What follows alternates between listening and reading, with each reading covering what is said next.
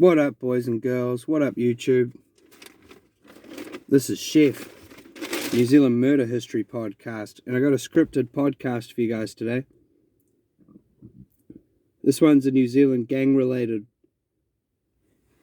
and I hope you like it. I actually found this episode very hard to write because, well, a lot of information in the media,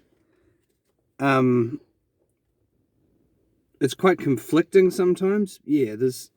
So this episode is a little choppy, but you'll just have to follow on best you can. I'm not a private investigator or even really a journalist or anything. I'm just a chef with the same access to the internet as any other New Zealand citizen. This episode's not suitable for children. Kids click off.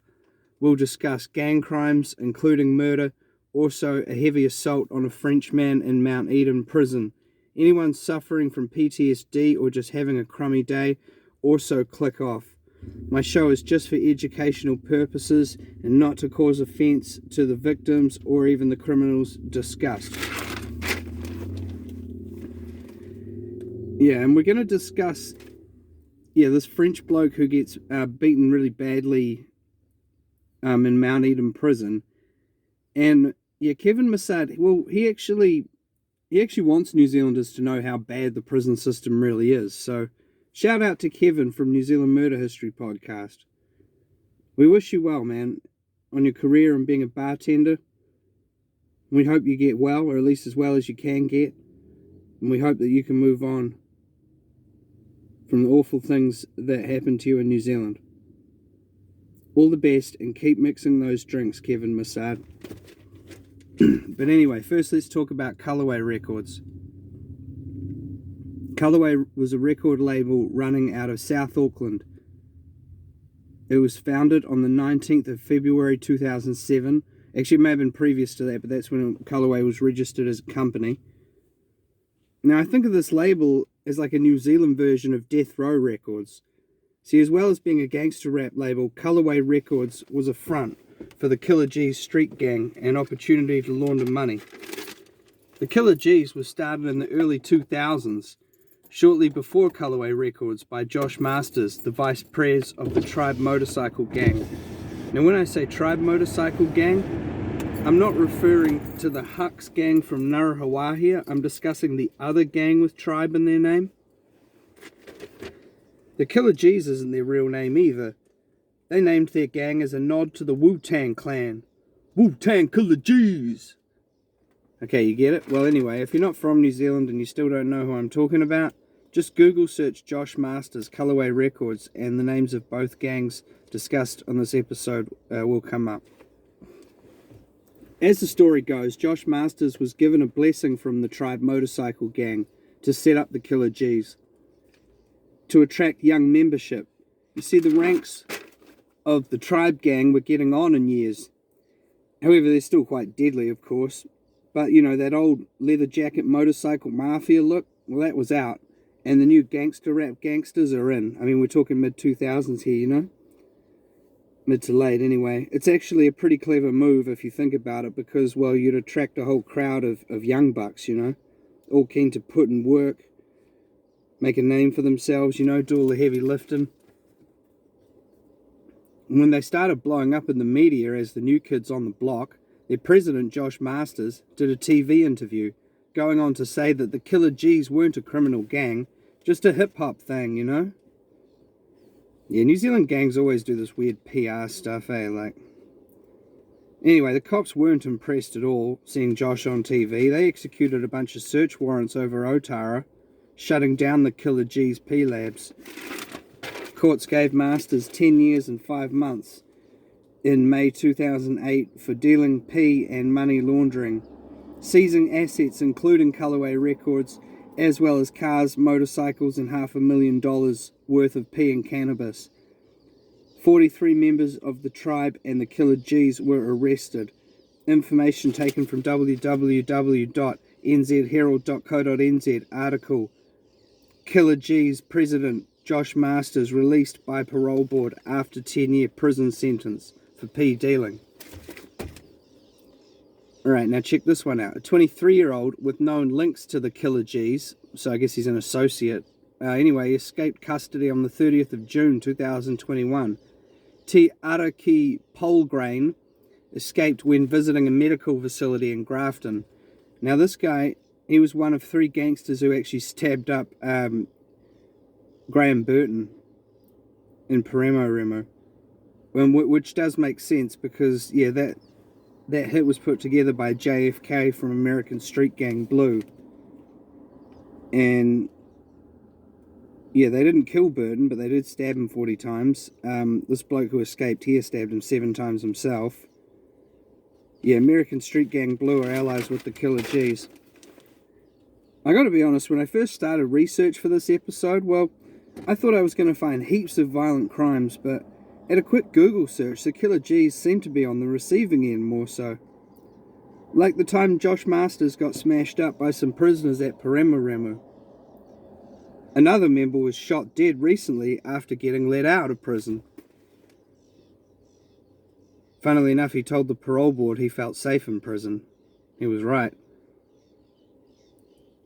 Alright, check this out. This is the stuff they get up to behind bars. October 2016, and 6 guards were attacked by members of the Killer G's and other criminals. 2 guards were stabbed. 1 got sent to hospital for stab wounds. But yeah, and another 2 were treated for a small stab and a minor abrasion, stuff like that, at a nearby medical centre, so they weren't bad enough to go to hospital.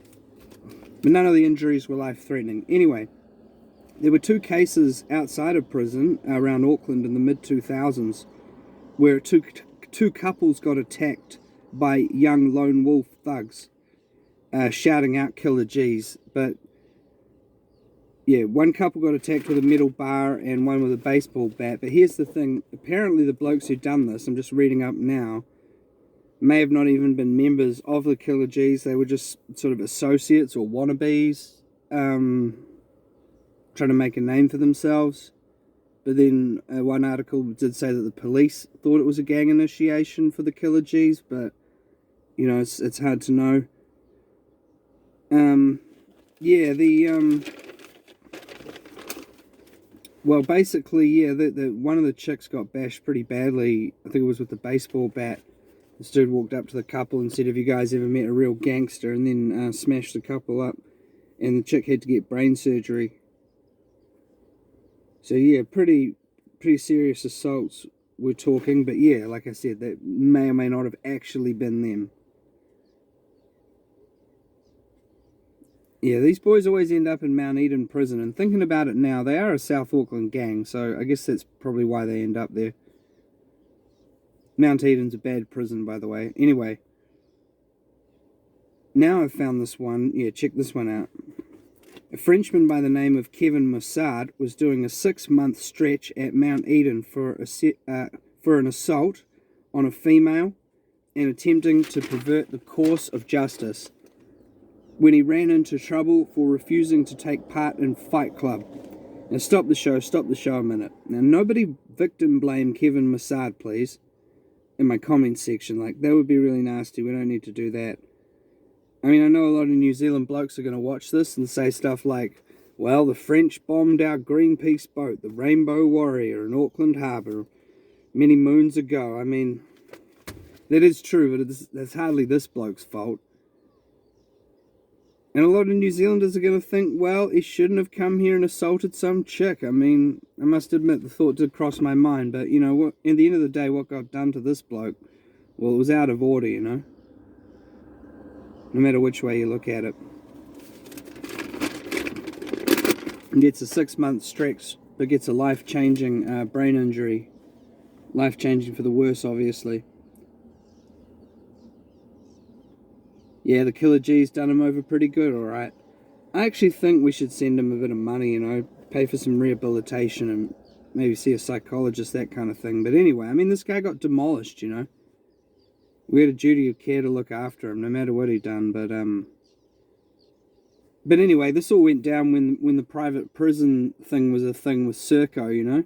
And when Serco was in charge, yeah, they were bad news. Anyway, Serco held the contract for Mount Eden at the time of the serious assault.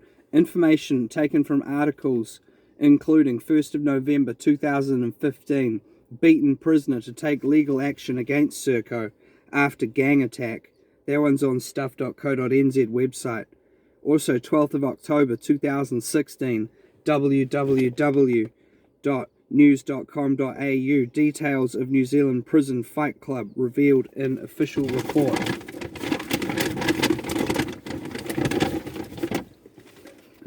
Alright, hang on.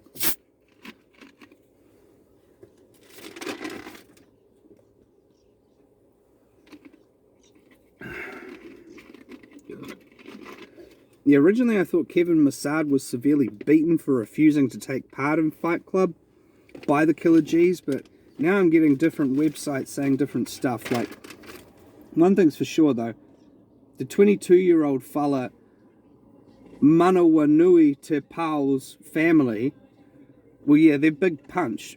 That actually makes sense though, because Big Punch and the Killer G's are allies on the street, so anyway, this bloke, he was for real. And when he smashed this Frenchman over, it was bad. Yeah. This guy got smashed a couple of times, but was it the Killer G's both times? No, anyway. He got severely beaten with a pool cue by Manawanui Te Pau. But before that, he got smashed over and threatened with a knife, or possible prison shank, for refusing to take part in Fight Club. One article says he may have been beaten up during Fight Club. I think what's actually happened is he might have got smashed over 3 times. That's why it's so confusing. But, yeah, he got smashed over once for saying he didn't want to be in Fight Club. And then they still made him be in Fight Club. Then he got smashed in Fight Club. Either way, the guards could see that he was a target, you know, or he was being used for target practice. And they didn't really do much about it, you know, like, although it's worth noting that after the first assault, he didn't want to come forward with any information, but that's, you know, that's a prison standard, you know. He's got to obey the rules. Set by the inmates, of course. Anyway, somewhere in the month of May 2015, 4 blokes were in Kevin Massard's cell, messing with his stuff. He followed them down the corridor and got told to leave it. But when he went back through his stuff, he was missing phone cards and a few things. So he went to talk to Manawanui Te Pau, who was now playing pool. And he was not at all pleased to be bothered by the pesky Frenchman. He'd beat him within an inch of his life with the thick end of a pool cue. Yeah, give him a brain injury, he did. Kevin Massard's life was diminished that day, as well as his vision in his right eye. This all went down in Mount Eden prison, up in Auckland district, you know. Yeah, well, Kevin's family and friends back home in Paris, you know, when they heard he was going to get a 6-month stretch in prison, they probably thought, oh, well, it's a New Zealand prison system, you know. I mean, how bad could it be? Well, after the assault, it was bad, all right. See, Kevin was lying in a pool of blood, and you think the prison staff would be running around like crazy, you know, trying to organise a chopper to flight the Frenchman to Auckland Hospital, you know, stuff like that. No, none of that. They just walked straight past, doing their rounds, pretending like nothing was even going on. And when the Frenchman made it to hospital, a boss of Serco came to see if he was okay. No, I'm kidding. That's not what happened at all. The Serco boss just dropped by to hassle and intimidate the severely injured Frenchman, going on to blame the victim, saying that he must be involved with the Killer G's outside of prison, thus dissolving Serco of any criminal responsibility. But it wasn't over yet. The Frenchman would find himself without money to pay for his care. Yeah, our system refused to help, ACC specifically, and the French government wouldn't help him because he was injured abroad. I mean, this is awful, you know, but some good news anyway. I've looked at this guy's LinkedIn page, and it looks like he's got a job at the moment. I'm not really sure because I can't read French, but he was working as a bartender in 2018, which is great news. So he must have had to, you know, rehabilitate somewhat. And it looks, as far as I can tell from the internet, he's doing better anyway, so good on you, Kevin Massard. So if you're not a gang member, then you really have no business going to prison, because this is the kind of stuff that gets done to people in prison. Now here's the thing, the guy who smashed Tepau, who smashed Kevin Massard with the pool cue, he couldn't take off on a gang member like that. I mean, or if he did, he would expect the organization to come back and seek retribution, so it's going to make him at least think about it. Whereas this guy is just like, well, you're a French guy with no gang affiliation. I can do whatever I want, you know. I can murder you if I feel like it, probably. I mean, I don't know. It wasn't quite an attempt murder, I mean, but he beat him very... Yeah, the bloke got 3 years and 1 month, I think, for that. It took a while for it to go to court. It might have been 3 years, 2 months now. I'm not quite sure, but it wasn't very long. He was already in jail anyway. He probably didn't much care. But yeah, at least he was charged in the end, because it took a while for that to even go through. But anyway, back to Josh Masters in the outside world. After doing 10 years, Josh gets released from Peremu. He's free at last. But on April the 26th, 2020, well, the gang president was shot through the spine by Tribe Motorcycle Sergeant at Arms Augustino Tai on the forecourt of a South Auckland Harley-Davidson motorbike shop in Mount Wellington. Now, once again, that's Mount Wellington District, South Auckland, not to be confused with Wellington City, which is at the very south of the North Island. Yeah, anyway, the injuries inflicted on Masters that day were severe, leaving him in a wheelchair with no prognosis of getting back to being the champion kickboxer he once was. His old friend Augustino Tai, who actually joined the motorcycle tribe gang with Masters back in the day, even tried to execute him, walking straight up to him saying, "I told you not to come round here no more," putting the black semi-automatic 9mm handgun to the Killer G President's temple. Augustino Tai pulled the trigger, but click, click, the gun was jammed. So he took off.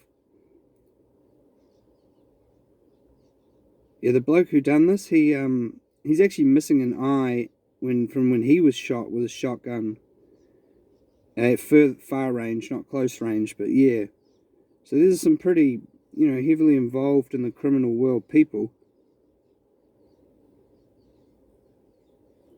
Yeah, he got 7 years for that, and I mean, I reckon it was light sentence. I mean, Josh Masters got 10 years, 5 months for dealing P. I mean, he was a kingpin, I suppose, but still, it's like, well, anyway, I always say I'm not happy with the sentences, and I'm not happy with this one either. But now the Killer G's and the motorcycle tribe, they're arch enemies. Yeah, but let's rewind and talk about Colorway Records for a minute. Now, although they made a few professionally shot video clips, none of their hits really made it very big in the New Zealand hip-hop scene. Although I assume that their artists were big in South Auckland. I mean, I'm not saying that they weren't good. I'm just saying, it's just how the New Zealand music scene rolls sometimes. I mean, the biggest artists I can remember from those days in the hip-hop scene was like Scribe, P-Money, I mean, there's other ones too, but yeah, those are two bigger ones. Anyway, these guys made songs like Put Your Colours On and Hang With Us. Yeah, they're available on YouTube. I'll tell you what, I'll link one in the description. You can check out one of the guys' video clips. Yeah, on Wikipedia it says that Colorway Records was registered up until the 25th of February 2014. But does that mean the cops were collecting the royalties after seizing Colourway from the gang under the Proceeds of Crime Act? I mean, I'm really not sure, eh? Yeah, like I said, lots of articles I read for this episode were conflicting. But anyway, Now the Killer G's have expanded into Rotorua and Christchurch a little bit. Still one of the newest gangs on the New Zealand gang scene, the Killer G's would and still do make their mark on New Zealand with violence, intimidation, and gangster rap.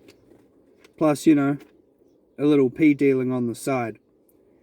Recently, there's a South Auckland rapper by the name of Vigilante the Prophet, and he was one of the founders of Colorway Records back in the day, but recently he's been making music out of Rimutaka Prison, north of Wellington, like behind the guard's back. This bloke's been recording songs on his cell phone, on a contraband cell phone. I mean, I reckon that's pretty cool, you know, like, I'm not sure, you know, I'm not promoting crime or anything, but I mean, this guy's already in prison with nothing but time. I mean, he may as well do something positive and make music. That's cool.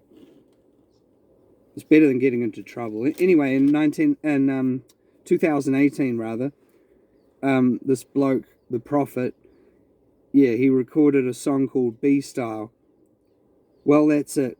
That's the story of Colorway Records and the Killer G's gangster rap gang. Source for that last part was on stuff.co.nz website. A Killer G's gang member jailed for meth dealing used a prison phone to record rap songs. That was the name of the article. And yeah.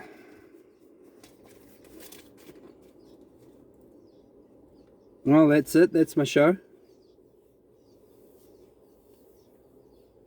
Yeah, I feel like this thing with the record label, I don't reckon that would have happened anywhere but Auckland. I mean, that place is bizarre, you know. It's cool, though. I'd actually like to go up to Auckland and do some podcast stuff, but... Anyway, Happy New Year, everybody, for 2022. All the best. New Zealand Murder History Podcast.